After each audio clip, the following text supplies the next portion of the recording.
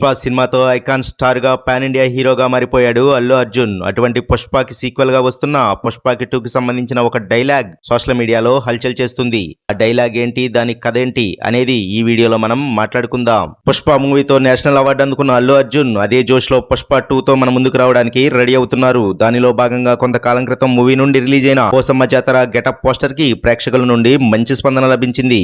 ఇప్పుడు ఆ చిత్రం నుండి ఒక డైలాగ్ లీక్ అయి సోషల్ మీడియాలో వైరల్ అవుతుంది.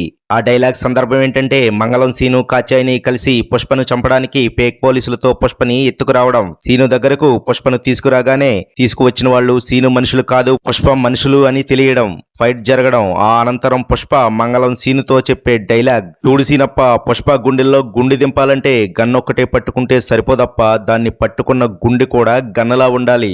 ఇది డైలాగ్. అదిరిపోయింది కదా. అయితే ఇది పుష్ప నుండి లీక్ అయిన డైలాగా లేక ఫ్యాన్స్ క్రియేషన్ అనేది తెలియాల్సి ఉంది.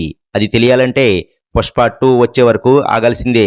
ఈ వీడియో మీకు నచ్చినట్లయితే లైక్ చేయండి, షేర్ చేయండి, ఛానల్ని సబ్స్క్రైబ్ చేయండి, టైం ఉంటే కామెంట్ చేయండి, వినండి ఛానల్ని సపోర్ట్ చేయండి. Thank you.